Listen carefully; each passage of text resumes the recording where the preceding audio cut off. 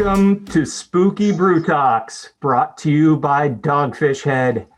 My name is Justin Kindle, and I'm the editor of Brewbound, and I hope you all have your silver shamrock masks and are ready for 2 hours of beer business talk. Joining me on this spooky edition of Brew Talks is my colleague, Jess Infante, who is drinking a giant cocktail. Hello, how are you? Clearly well. I'm clearly psychologically well. So thanks to everyone for joining us out there. Let's get this thing going for real now. We're in the midst of the fall season and it's getting scary out there, even scarier than my silver shamrock mask.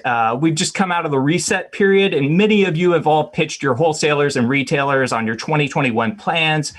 So we wanted to bring together 3 craft brewers with differing business models, as well as a craft-focused wholesaler, a craft-focused beer seller, and the chief economist of the Brewers Association to discuss how they're all approaching core and new products and innovating beyond the liquid as 2021 closes in.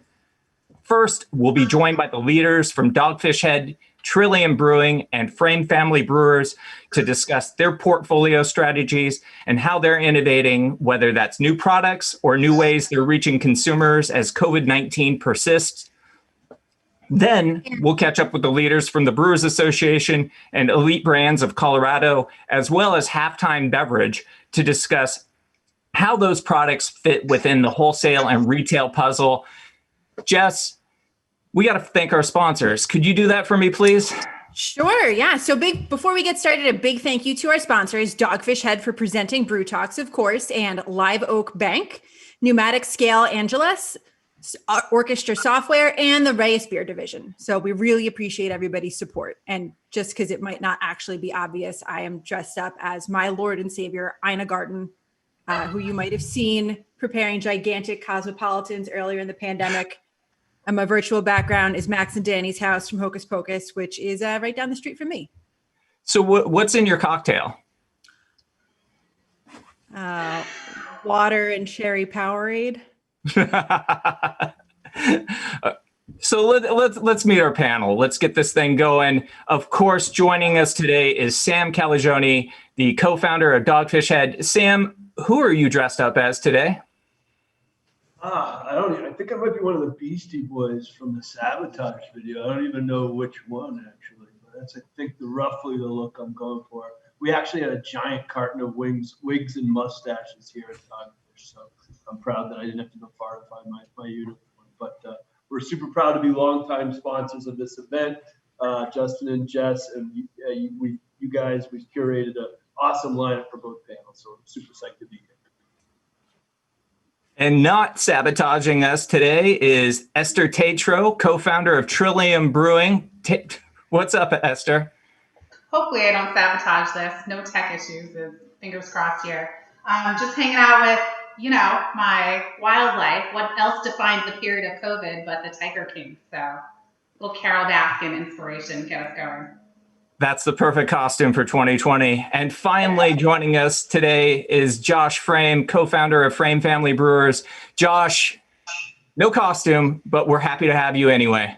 I'm like a party boy. I'm double fisting at noon my time. I think that qualifies, right? If we could change that to Allagash, you could easily be Rob Todd. Oh, that would have been a great costume. I could probably pull off and meet Rob Todd. America's favorite Allagashian. So a quick reminder to our viewers out there, if you have questions, and I'm sure you do after seeing this intro, text us at 617-336-8560. That's 617-336-8560. We'll try to get all the answers that you want. So shoot them our way. Let's get going here. It's the height of the spooky season, and the beer industry has already seen plenty of frights this year. What is the scariest thing you're facing right now, Sam Calagione? So I'd say in the context of the beverage industry, not in the context of the election next week and the pandemic, I'd say, but related certainly to the pandemic and the trends that are coming through it. I'd probably say the scariest thing that we're looking at would be our need to re-engage the youngest of age drinkers in craft beer as the thing that they're coming into age excited to try. We know our industry's really fragmented in a lot of ways. That's a beautiful thing, as you know, beer and beyond beer have kind of the definitions have expanded, but making sure that beer is the go-to beverage for younger drinkers at a moment when, you know, wine and spirits are taking more share, particularly spirits, is something I think we're all thinking about. Esther, I got to ask you, what's scaring you at this moment? For me, it's still COVID, the times of COVID. So we have spent the last several years building our on-premise experiences, creating multiple places for people that we can come welcome people in and share Trillium with them in our own houses. And so just seeing how long the pandemic has lasted and how long it's going to continue, and just hoping that even when we get to the other side of this, which who knows how long that's going to be, are people's behaviors and patterns going to change? Are they going to feel comfortable going to a packed bar and restaurant and, you know, going out for drinks again? That's definitely scaring a lot of folks. Today, Revolution Brewing announced that they were going to shut down their pub temporarily. We've seen that from a number of companies. So yes, that's definitely something that's of concern to many out there. Josh, what's spooking you this season? You know, continued effects of COVID, you know, everything from make sure everybody's safe and, you know, always the scare of having to shut down or turn off production. You know, we've had so many hits out here beyond just COVID itself with the wildfires and having to shut down. You know, you really take so many hits. And so that, and I think, you know, we've been a company historically that has been very consumer first and taking care of folks. And we're not as nimble as we normally are, and we're in a very much reactionary mode. And so, you know, making sure keeping the soak alive here is fun, but people are fragile out there, and you know, we are not in a position to react as much as we have in the past. So it's the end of October. Let's start with shelf resets in the off-premise. The spring resets were basically scuttled and never really came back. Sam, how did both the lack of a spring reset and overall shifts in consumer buying habits in the pandemic affect the shifts that you made in the Dogfish Head business heading into the fall resets this year? Yeah, so I mean, we were definitely, as all breweries were just kind of caught like deer in the headlights when the pandemic accelerated, you know, call it February and March. But I think Dogfish was in a uniquely challenging position for a top 20, you know, IRI defined craft brand, in that, you know, we were at the highest premium, you know, commanding about 35% premium over the average craft beer. And that's mostly because we focused a shit ton on premise. We focused on sort of higher end, a lot of indie retailers versus chain focus, and a lot of smaller package focus, individual bottles, worldwide stout and higher end stuff. So we had to kind of reinvent ourselves quickly. You know, we lost 30-ish% of our business overnight when on-prem shut down, and we were in like 1/5 of the chains that most of the top 20 IRI craft brands were in terms of points of distribution. So, we shifted as quickly as we could. And by July, we got our 12 packs of our core brands out there to an extent that we never expected to. And we had our biggest shipping month in the history of our company in July. And our 12-pack trends are up 55%, I think, year to date. So that was probably the biggest adjustment that we made. We accelerated a focus on bigger packages and, frankly, bigger customers, chain customers, as the pantry loading phenomena proved to be a trend, not just a moment within the pandemic. So what did you hear from wholesalers about their adjusted expectations, and what did they need most for success in the winter months ahead? What should we be all thinking about? Well, I think when you think of the wholesaler environment, I'm looking to hear Terry's comments on this in the second panel, but I would just say it's ironic that for years, as the acceleration of new breweries have happened, you walk into a retailer, the joke is the first thing they say is, SKU proliferation sucks. There's too many things that you're asking me to sell. And what do you got that's new that I should be thinking about, you know? So it's just like, double-edged sword, and that's, I guess, what the focus of today's talk is about, is the place of innovation in a world where building brands matters. But I think what we are hearing from our distribution partners is you need to be way more thoughtful about what innovations you're going to bring to them, and show that it's not just incremental to your own portfolio and your own sort of strategy of building your brands, but how is it incremental to their business when there are so many flagship packages within beer and outside of beer, seltzers, canned cocktails, etc., that are driving their business, that they're not going to give a lot of focus to a new innovation unless it's super thoughtful on how it's going to be incremental to their business. So it's like you got to build, as a brewery, I think, a business plan looking backwards from what does the consumer want, to what does the retailer want, to what does the distributor want, to what do you want to move forward if you're a distributor-focused business. If you're a tasting room business where you're direct to the consumer, I think you could be a lot, creativity is limitless in terms of what you put forth for new products. But when you're relying on the 3-tier, you got to be really thoughtful about the needs of those partners. Definitely a lot of teamwork that needs to go on. So Josh, how is the fall reset different for you guys this year? And how did you shift your strategy to adapt to the changing market?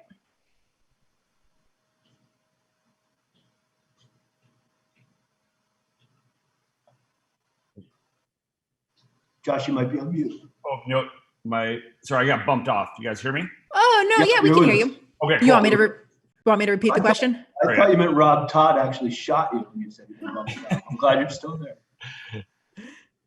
So Josh, how were fall resets different for you guys this year? And how did you shift your strategy to adjust to all the things that have been changing in the marketplace? Absolutely. That's a great question. I think one that a lot of us are wrestling with and managing. Historically, we run a traditional beer business, working with wholesalers and having a tasting room. And within our wholesale business, we were 50% draft of our total portfolio volume-wise. And so obviously when COVID hit, we had to make some pretty quick decisions. Fortunately for us, we're in a huge expansion project in order to get more cans to the marketplace. So we've been in a supply constraint rather than demand constraint. And so we turned up the volume on our canned beers as quickly as we could. Biggest struggle with that is then reacting to getting the empty aluminum cans, which we struggled with throughout the summer. We were able to manage to get enough volume up to at least handle our current capacity. But then within all that, we decided that moving forward, we're gonna have to make radically different approach in the near term to our product portfolio with launching 2 more brands of canned beers, making a total of 4 flagship brands, and then shift from making our brewery about a 90% packaged brewery. So fall resets have been very interesting, and I would say a little bit overwhelming and exciting. I would say we brought all this 2 new brands to the marketplace, turned on chain placements that we had previously pushed off. And then we got like a waterfall over us of noise, not having enough beer, which is a good situation to be in, but nonetheless, hard to tell people no and having to make some hard decisions and staying focused. Fortunately, we turn on our new brew house in 2 weeks, which is going to boost up our capacity. But then I think at that point we have how much our can supplier has allocated to us, and that's going to be really our high end of what we can do with cans. So launching 2 new brands in a year like this is a huge accomplishment. You guys should be really proud of that, but that really differs from a usual year for you. You're known for creating as many 150 new offerings in a year. That's a lot of beer. And those brands are usually tested on draft. Obviously, that's not possible in 2020. So how did you adjust? So the good news I would say for us is that we've always been quality and innovation first. And so by being a brewery that's always tinkering and focusing on innovation and quality, you always got a bunch of tricks in your backpack. And so we felt very confident about launching the new brands. pFriem Pale, which I saw Sam drinking earlier, that's one we're giving a nod to a new wave of pale ales. It's bright, it's fresh, it's super hoppy, and it's also knowing what the consumers want and what we're also excited about. So as it's been super hard to cut back on our portfolio, it always goes to show if you're focusing on your beer focused on your business and having the ability to react, you're always, even in a hard situation, you're going to have some options to work with. Esther, Trillium is a different beast than Dogfish Head or pFriem. You primarily sell directly to consumers. How has Trillium's strategy for reaching customers changed over the last 7 months into a pandemic versus, say, the business back in February? Yeah, I mean, back in February, we were all excited and getting ready to launch our spring summer season, which again is about bringing people in and gathering together and having great experiences. And summer New England is the best.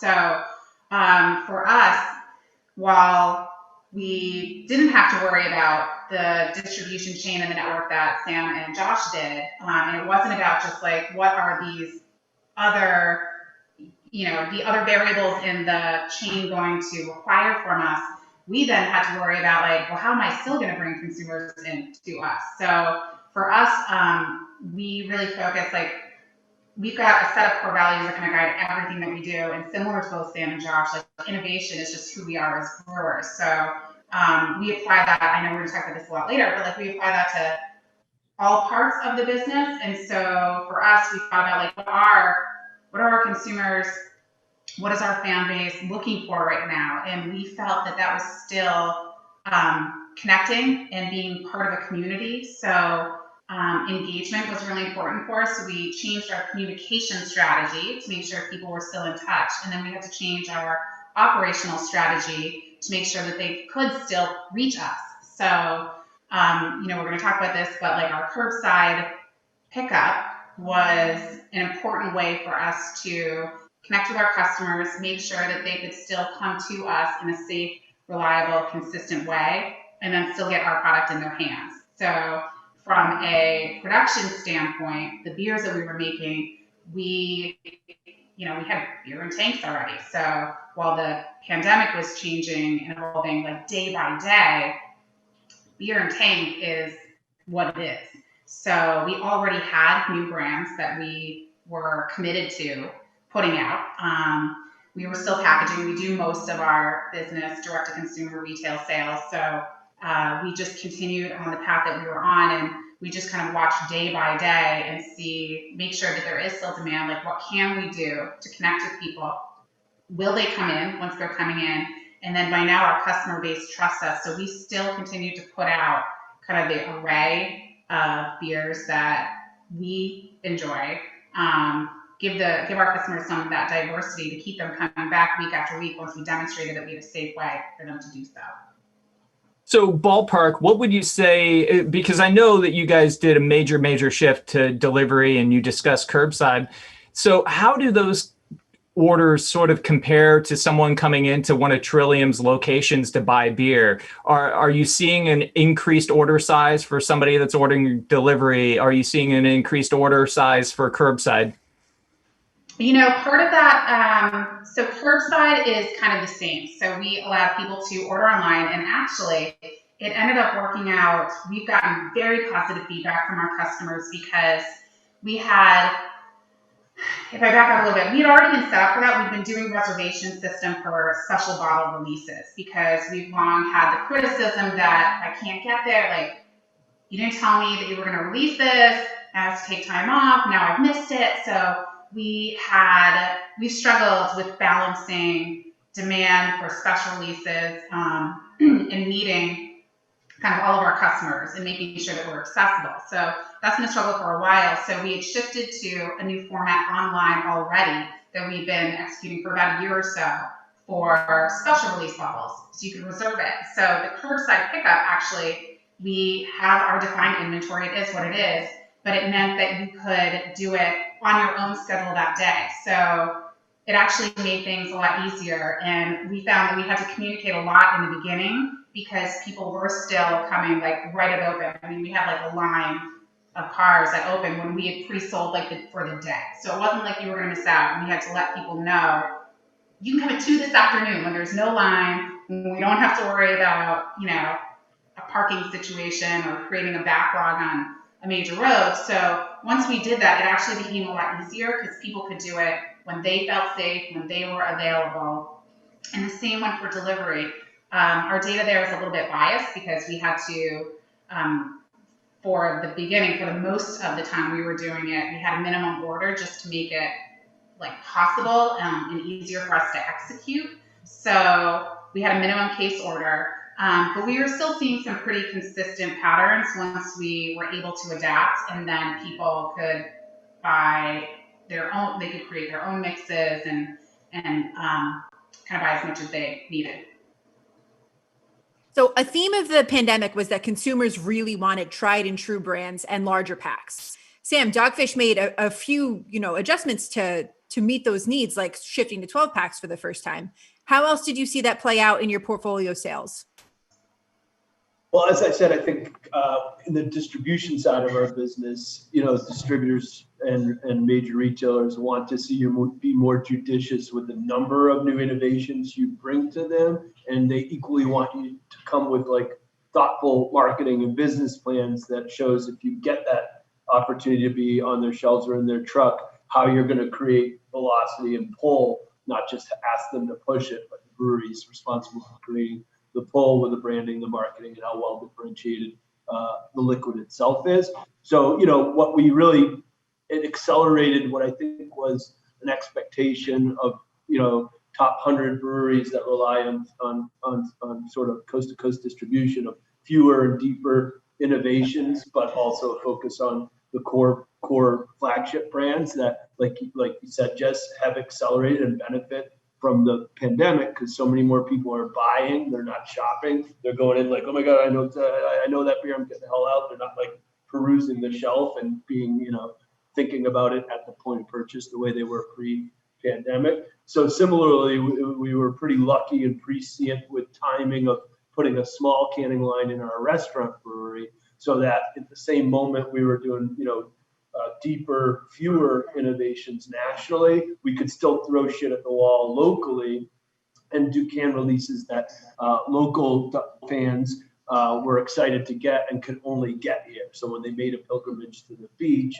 and a lot of folks during the pandemic were doing closer vacations, so being 2 hours from DC, Baltimore, Philly, 3.5 from Manhattan, we kind of benefited from that. So our can release timing was great. And even within that, we temper the number of brand new innovative beers we release. Like we did one recently called Regen Ale, made with 100% regeneratively grown grains, and we track the carbon footprint of it. And we'll sprinkle something like that in that we've never released before with a chicory stout or a raison d'etre. We bring back a throwback beer that we have no aspirations of releasing nationally, but certainly our mid-Atlantic backyard where we're drawing our tourism from. There's a lot of folks with fond memories of those beers that are no longer in distribution that are psyched to come down and get a 4-pack of 16-ounce chicory stout or raison d'etre. So that's probably the most top of mind way that we're navigating what you're talking about there. Did any of those special releases surprise you? Anything go over really well that you weren't expecting to? Well, yeah, actually that Regen Ale, it was a dry saison. We wanted to be a farmhouse style because it was celebrating the farmers that are committing to regenerative growing practices, and we had to charge a little bit more for it because of the cost associated with that growing process. So we were a little anxious, about that, but it sold extremely well. And then similarly, I saw Josh was having one of our Hazy O's, which is a national kind of big bet brand for us. So there you go. And for next year, but we chose to start producing it and selling it in Delaware only to kind of build, recognition and anticipation for it going nationally. So we're selling that in our own properties, and that's getting a really good reception as well. That's great. Josh, how did pFriem's Big Two, Pilsner and IPA, perform in the early March to May period? And have they maintained that level or into the fall, or did they grow into the summer? What were sales of those two beers like? For sure. I think, in a world where we felt that flagships were disappearing, I don't think flagships are disappearing. If anything, this has shown how important it is to have flagships and to balance your portfolio. We were so grateful to have two powerhouses like pFriem Pils and pFriem IPA. They represented about 60 to 65% of our total wholesale volume pre-COVID.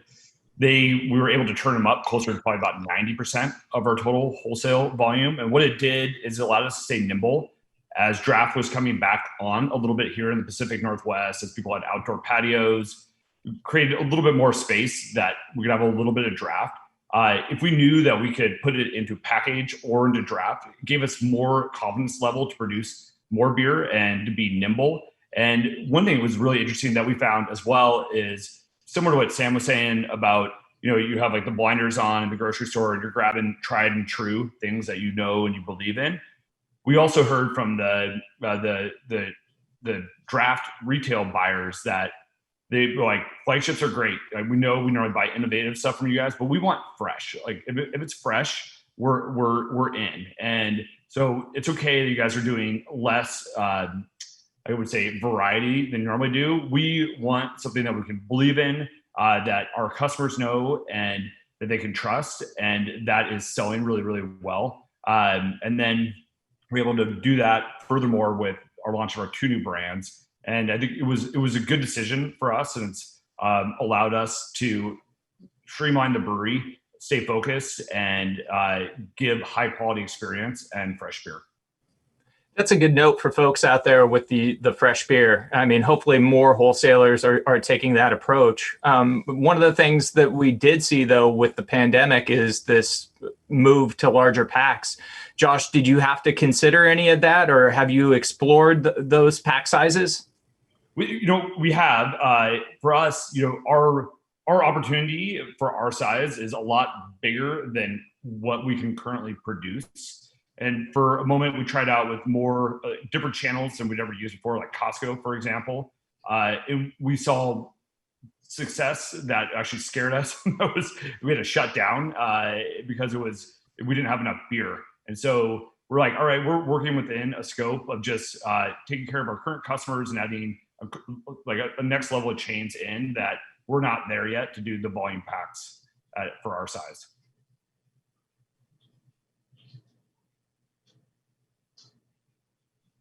You're on mute, Justin. Esther, for a company such as Trillium that has core offerings but also keeps consumers coming back with new ones, have you adapted your portfolio strategy in terms of the varieties and quantities of beers you're producing? And was there a run for the classic Trillium brands, or not really a thing for your brand and more business as usual in terms of constant innovation?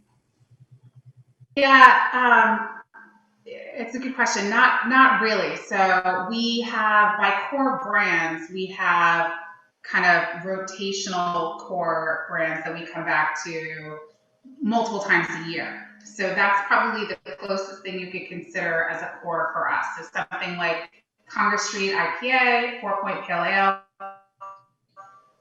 Even with those brands being consistent throughout our history and kind of throughout the year, we'll still play around and do like Double Dry Hop Congress Street or Galaxy Dry Hop 4-Point Pale Ale. So we kind of continued with that pattern of production, because since our consumer base is around us and they are coming in to the brewery to get it, it's something that keeps people excited coming back week after week. So you can get Congress Street this week. It might be gone next week, but you can get something else and just kind of keep your own resupply, keep it fresh. And we heard that a lot from customers.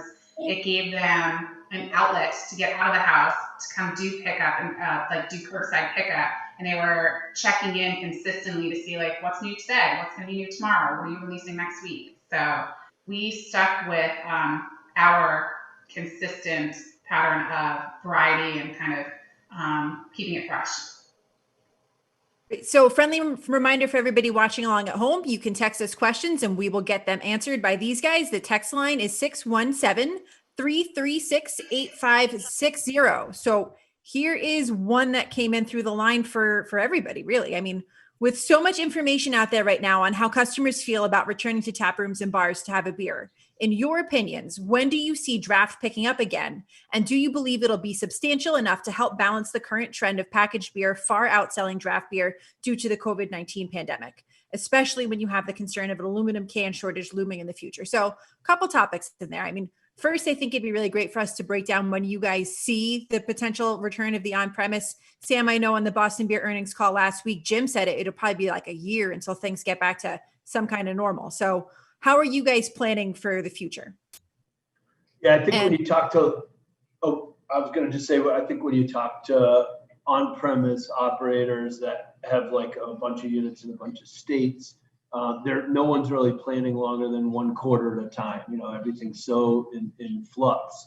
But then when you kind of look at what's forecasted for, moving through the pandemic, I think it's probably likely that 2022 is the first normal year. I thought another interesting bellwether is we reached out and checked in with like the folks that do the big giant outdoor festivals, whether it's Firefly in our state or Bonnaroo or what, and basically their ambition is the earliest they see being able to do massive outdoor festivals is July of next year. So I thought that was an interesting data point that they're, betting the farm again. So that's actually more hopeful than I think we were being on the earnings call last year, which is encouraging. So it's anyone's guess, but we're already thinking about that and want to make sure we're going to be a really good partner for both small indie on-premise operators and the bigger groups that operate in multiple states. Josh, what's your thinking on when on-premise might return? Very similar to Sam's thoughts. I don't think it's gonna be this big switch. What we're preparing for, and we're even having a team meeting with our crew this morning, and we're talking about, we see the world as like, if you use like July of next summer as a little bit of a delta, as long as there's some sort of vaccine and things that could help people feel more comfortable and safe coming together, that will help. And then we're using that as like a median, if you will. But I think it's gonna be gradual. I mean, I think your smaller operators, your mom and pops type places will probably be able to turn on a lot faster than like big stadium venues, for example. Those are going to be a while longer. Big events are going to be a while longer, I think.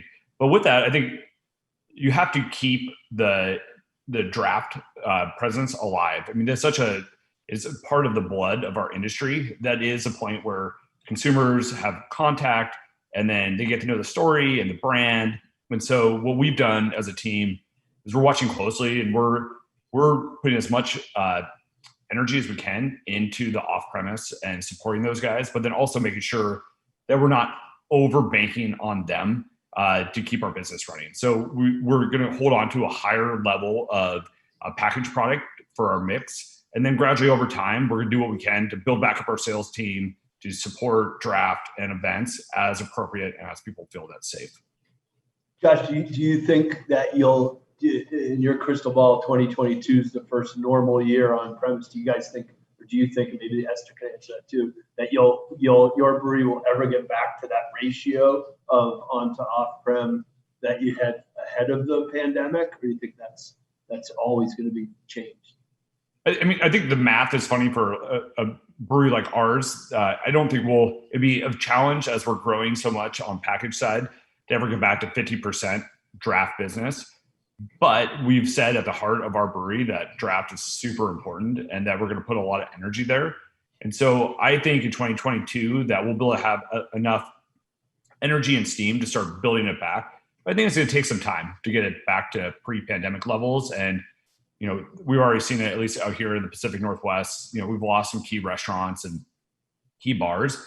But we have seen that new entrants will come into the category and people will open up things. And the younger generation wants to be out, wants to be with people. And that draft beer is a major part of that. I imagine Esther can attest to that with her business. Yeah. Same as you all, we don't see 2021 being a significantly different year for us. I think it's going to be a transition year for so many reasons. So 2022 will probably be the first year that we look at as like, maybe this is back to normal, and can use any of our prior year data as reference points for comparison. So we are hopeful, again, that like, whether the vaccine gets widely adopted in our region, we have these on-premise experiences of our own that we are looking towards activating in the spring and for next summer. We were very fortunate this year that we have a lot of outdoor space at all of our locations. So we were able to work with our landlords to create additional space we haven't had before to kind of compensate for some of the occupancy that we lost by not having our indoor space available and using social distance requirements. So we've kind of modeled out a few scenarios where social distancing here allows us to get closer to full occupancy for next year. But in terms of, like I said before, in terms of what the consumer is going to feel comfortable doing, our restaurant is a 500-person, almost 500-person occupancy. Like, are people going to want to cram in there again next year? I don't know. So I don't see that being an option until next summer. And that's kind of what we've modeled out. And we are planning, hoping, intending that 2022 is a more normal year for comparative purposes. That's a long wait for a lot of folks, but for all the right reasons. We're here to talk innovation. We need to get to this next section. Sam, Dogfish Head and Boston Beer are coming off your National Sales Summit. You have a slate of innovations from canned cocktails to non-alc beer that I'm drinking here and being attacked by a fly like Mike Pence, to a hazy IPA. Heading into 2021 with all these new offerings, does this foretell where you see the biggest growth opportunities in the category? Well, like I said in the first round of questions, our distribution partners are expecting us to be more thoughtful in curating ourselves what innovations we're bringing to them versus asking them to be the arbiters of which innovations they put focus around. So part of what drove Jim and I to decide to do the merger was kind of already how complementary our portfolio our portfolios were, with our focus on sours and IPAs and spirits, now canned cocktails as an extension of that, and the tea, the lagers, the seltzers, ciders that were already strong in Boston Beer's portfolio. So similarly, when we kind of look at a wheel with all the slices of pies of where we want to go deep, we just thought about incrementality. That's why we are going national with the Dogfish Head canned cocktails, because we see that as very incremental to most of our distributors' business. Whereas, we've been fucking with seltzers in our own properties for a while, and we said, with that, let's just keep that one local. Obviously, there's a lot of beverage companies coming with seltzers. Let's focus our seltzer energy on brand Truly and the innovations off of that versus Dogfish. So there's definitely a big thought that goes into it, and we make sure that we get the inputs, in chats with our biggest retail customers and in chats with our distributors before we even make those commitments of which ones we want to go deep on. And meanwhile, every single one of our 10 retail locations and little 10-gallon, 5-barrel, 7-barrel, 10, 20-barrel systems in our different locations around the country, we're not hampering them with, think about this trend or think about this space that we don't have in our portfolio. We're saying throw shit at the wall, Jackson Pollock, and let your own trends within your building say which ideas we want to move forward for national consideration. That's kind of our process. Josh, as far as your North Star goes on brand innovation, where do you look? What's sort of, I guess, are the confines of where you're willing to play, or are there confines? Would you look into the white space of beyond beer? And if so, what interests you there? Well, I think the beyond beer is such an interesting conversation, and it comes back down to the ethos of what an individual brand is doing. I think Sam just broke down some really cool, how does Dogfish Head interact with it compared to Truly? What we see at pFriem is we have so much opportunity to stay focused on from the age of our brand is and what we have chose to focus on. I'll take lagers, for example. We see so much opportunity and growth in lagers.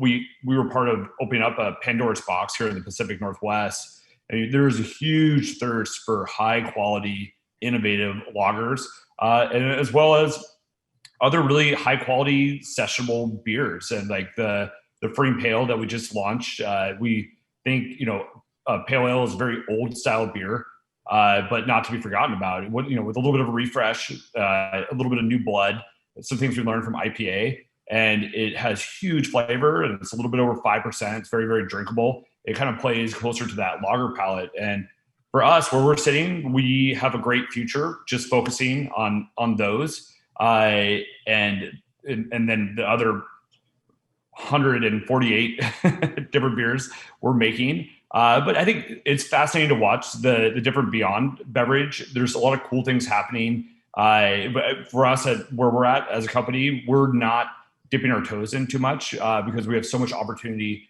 in with what we're currently working on. But it's exciting to see what our peers are doing out there with it.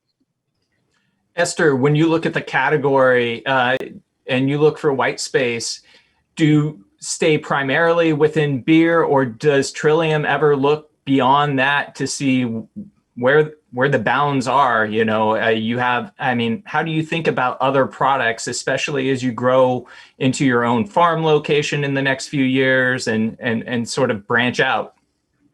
Yeah, well, we've always thought, from the very beginning, we wanted to create Trillium as a modern New England farmhouse brewery.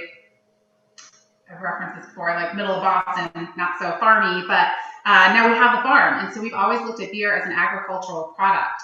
And when we were opening the restaurant, when we were planning for the restaurant a few years ago, we knew you can't expect 500 people to only drink beer.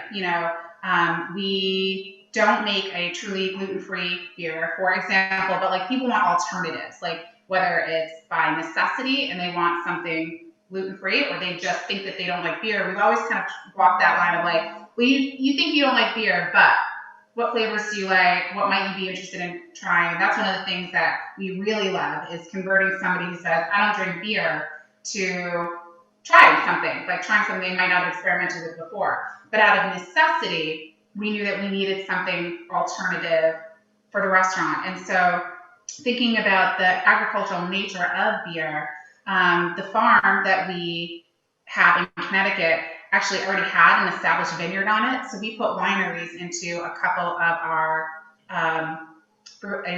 buildings, our locations, so that way we could start playing around with a variety of fermented beverages. So unfortunately, we lost the first crop year that we owned, but we played around with winemaking and talked to some winemakers around the country and around the world. And we've also produced our own seltzer. We've only had it on draft for a short period of time. I've kind of lost track of time. I think that was maybe a year and a half ago. And so, now focusing on production in the pandemic hasn't been priority. But yeah, we are open to experimentation using kind of our core values of innovation and integrity of the product itself. So using fresh fruit, using our own natural processes. What can we do in that space? So yes, we do experiment, and we are looking forward to trying to branch out in that space. So there's a lot of daylight between the kinds of beers that get consumers really amped up to line up for releases, and then the kinds of beers that brewers themselves enjoy drinking. Do you guys ever feel pressure to put out kind of stunty beers like this? And what advice would you give to owners who might feel a little torn between the two? Esther, let's start with you. I think, stunty, there's a wide range, right, what you could consider stunty. And so we've always said we love to experiment. I think there is a limit to what we're willing to do. And it was funny when we first started collaborating, picking our heads up and meeting people around the world and thinking about putting a product into a beer that was like, maybe it's marshmallow, maybe it's ladyfingers. So that was a little uncomfortable for us at the time. And so we had fun, we did it to have fun and play with it. So when you talk about what brewers like to drink and then what do consumers want, I think there's such a wide range and there's so much crossover there. So for example, I used to personally only drink, our 4-point pale ale, our hazy pales in the 6, 6.5, 7 range. Now I'm hooked on our Pilsner. It's all I want. I just want to drink lager. So, or our daily serving series. And so one of the things that we've tried to do is experiment with some traditional styles, not necessarily confine ourselves to 1 or 2 or half dozen styles of beer.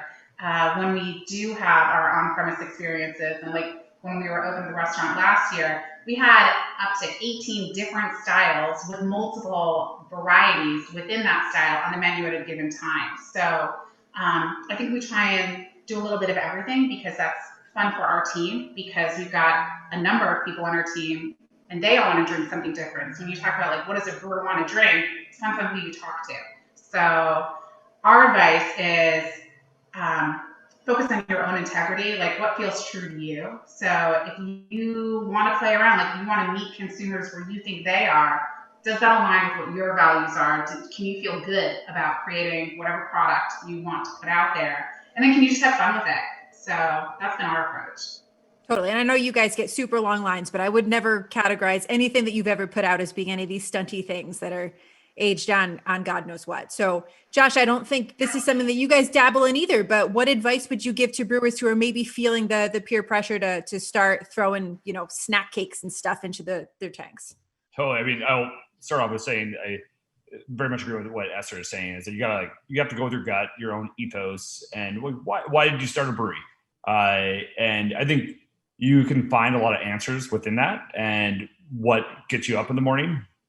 For us at pFriem, we're a very brewer-driven brewery. We make beers that inspire us, that we want to drink. But when you make 150 different beers, it's hard to say no to a certain style, right? I mean, obviously, with like a type of crew that I have on my team, we have a very traditional focus, and then with a layer of innovation and going. And so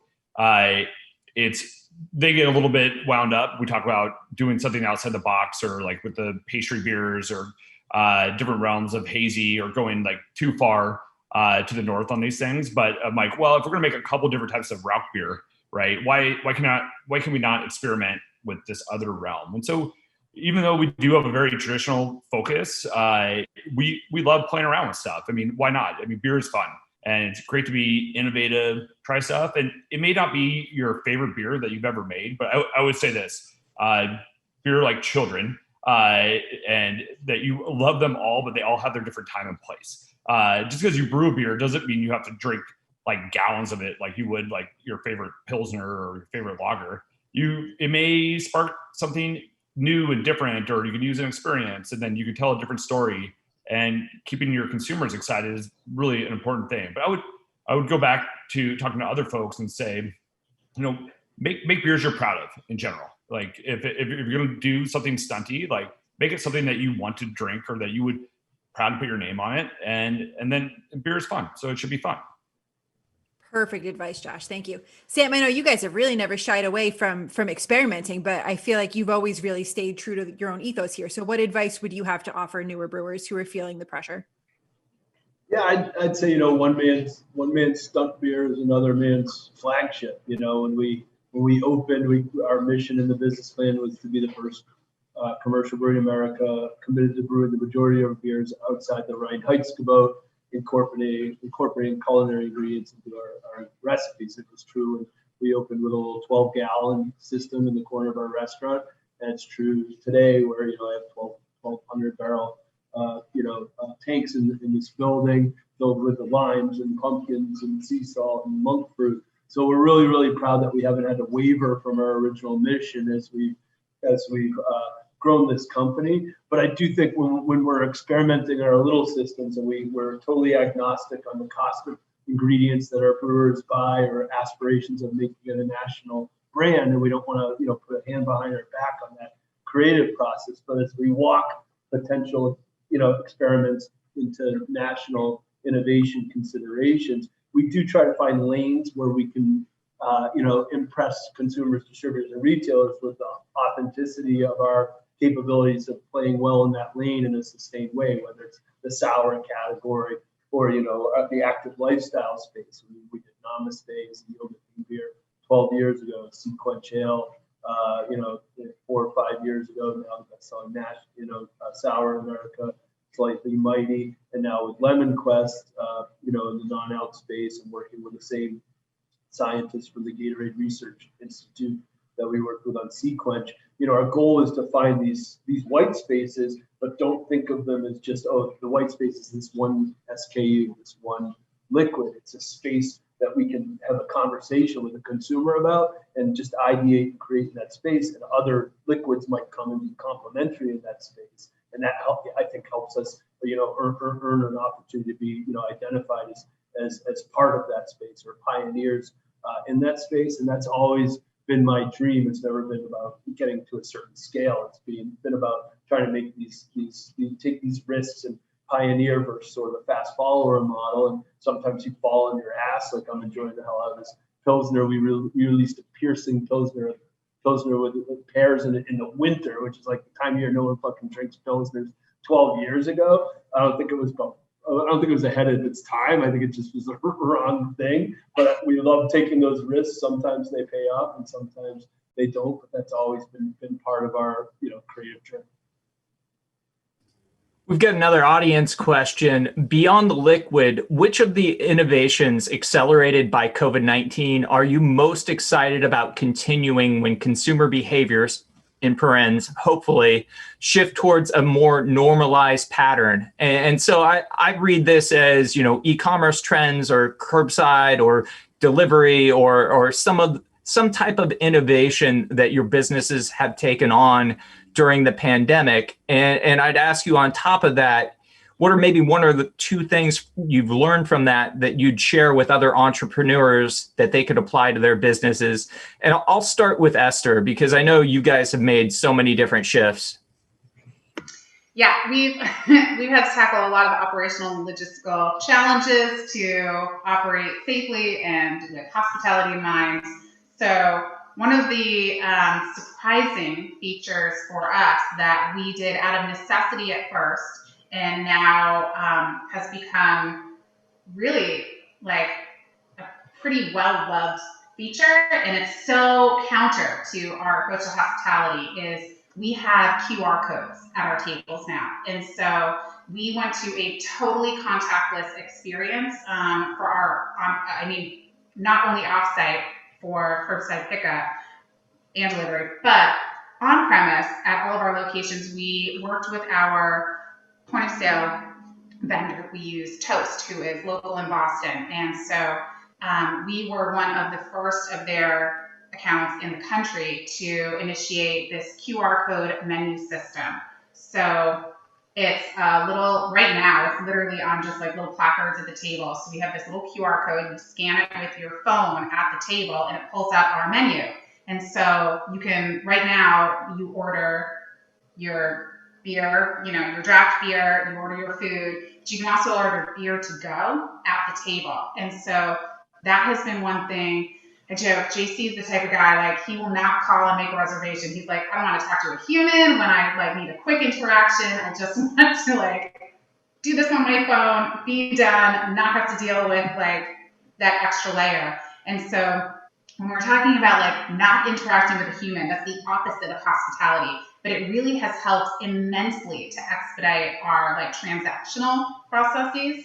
So one of the things that we'll probably keep is the QR code on our menu. So even when we go back to full service hospitality, table service, and we do have one of our servers come around and engage with you and talk about what you want, you can order your beer to go from the menu and have that package cold, ready to go on your way out. So you don't have to have a second transaction, or just even you can do it on your own time. Hey, I really liked this beer. Is this available to go? Yep, I'll add that to my cart. So that's been one element from a technological standpoint that we implemented, again, out of necessity, but we think we'll keep around because it's just been so helpful and streamlined. Josh, what's one COVID accelerated innovation that'll be sticking around at Pfriem? And also, if you have an online ordering system, which one do you use? Well, can I answer that from wholesale and retail side? Absolutely. So we also use Toast, and same as Esther, and had great luck with the QR code.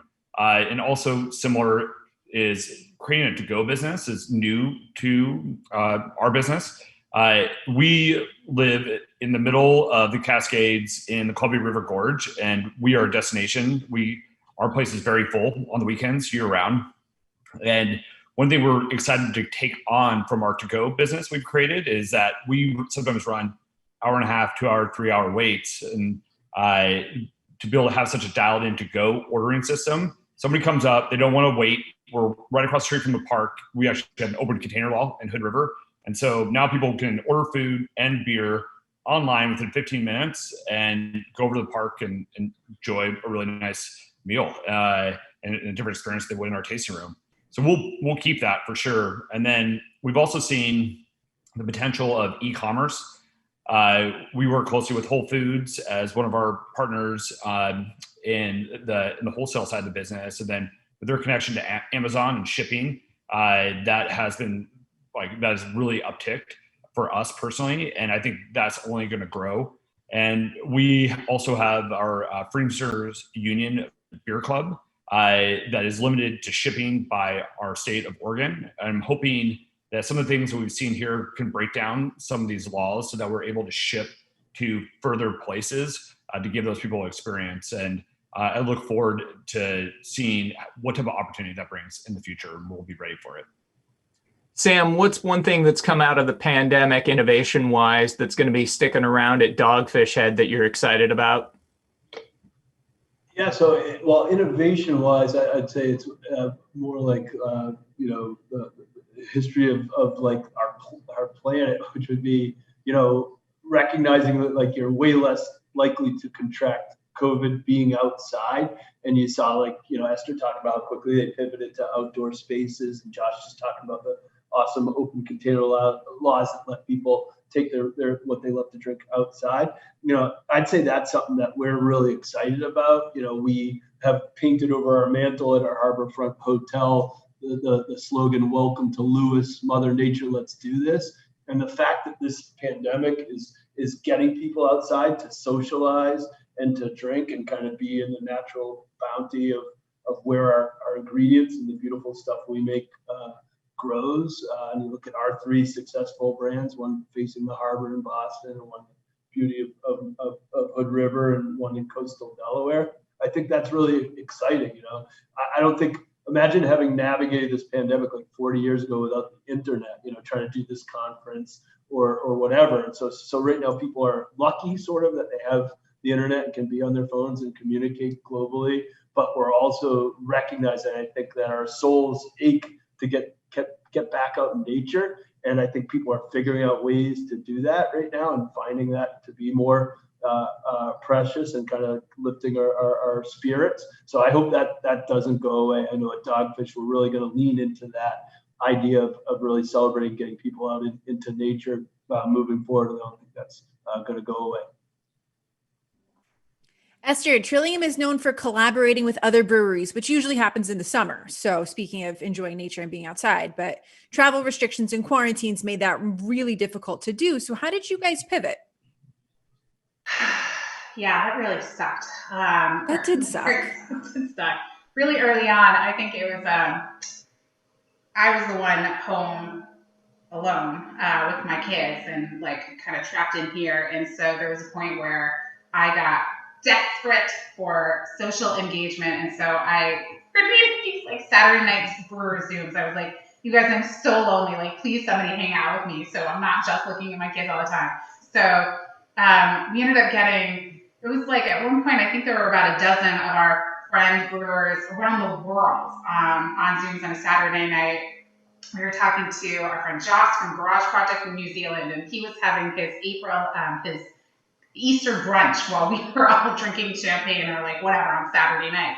And so it was so important to us to keep that connection, not just for our business and our customers, but for ourselves. We need that connection together. So collaboration has become such a source of inspiration for us.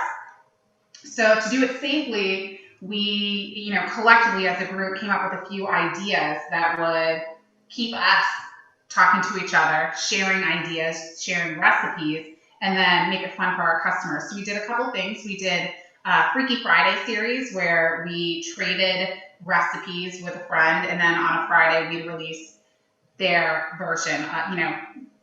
We did with Monkish, we did, I think it was Friday's Window, and so we did that year, and then they did Double Dry Hop Vicinity. So we just traded recipes and put out our version of it. And obviously, like, you can't perfectly recreate anything, so it was fun for our customers to kind of compare and see what we would do with it. So we did Freaky Fridays, and then we did the Hit Refresh series, where we brought back older collaborations we even polled our customers and our own staff to see, what did you love? What would you like to see again? So with Bellwoods in Toronto, we just recently released, we did Street Shark with them. So we did Super Street Shark. So we kind of played around and tweaked those recipes so we could still innovate, stay in touch, but put out something kind of familiar and fun. So those were a couple of the things that we did just to like stay connected and keep it exciting and continue to put out new beers. Awesome. You guys get really creative with that. Okay, we are just about out of time, so we are going to lightning round one last question. So we'll hit all of you guys really quick, and then we got to get to the second panel. But 2020 can't be all tricks. So what is one treat that you've seen this year that's giving you hope for 2021? Josh, let's start with you. We are super excited about the opportunity that we've created in opening up a bunch of new channels for packaged beer, and that is going to be carrying the company quite a bit into the future. And then we're really, really excited to bring back more draft. I think people want draft and want to be part of the future, and we are going to give it to them. So I'm very optimistic. It may not be what it was right away, but we will bring it back, and I'm very excited about that. Sweet. What's your favorite candy? It'd be some sort of chocolate form. I don't have that big of a sweet tooth. Interesting. Impressed. I don't have that problem. Esther, what about you guys? What is your one treat from 2020 that you're looking forward to continuing into 2021? Like I said, this year really sucked, but there's one bright spot. It's like, just very simply, it's our team. At Trillium, part of our success has come from our ability to pivot, react quickly, and to adapt. And this year we had a super solid team that was just like, things were changing day by day, and they just believed in us and went with it. And so I just can't wait for us to all have a better year together next year. So we put a lot of trust in each other, and we are looking forward to a better year next year. Awesome. What is your favorite candy? Anything with chocolate and peanut butter. So like dark chocolate, Reese's. Yeah. With you on that, girl. Sam, friend, last word. What has been your treat from 2020 that is going to give you a little bit of hope in 2021? And what's your favorite candy? Yeah, Jess, I'd say part of it's come through this series of events that our two companies have been able to do together, which is just how inspiring it's been to watch entrepreneurial brewers of all scales like react to this moment, pivot, and be their entrepreneurial bad selves. You know, David's against Goliath right now. Instead of it being a massive international brewery, the Goliath is this fucking pandemic, and watching how people have navigated that and done really, really creative, inspiring things. I was coming into this today, and I was reading this book from this theologian dude, William Pollard, whose quote was, "Learning and innovation go hand in hand. The arrogance of success is to think that what you did yesterday will be successful for tomorrow."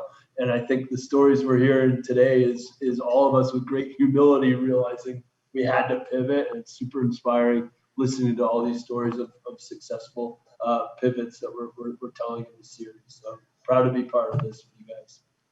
Well, we're proud to have you. We're proud to have you, and you're always full of surprises here at the end. So thanks to Sam, Esther, and Josh.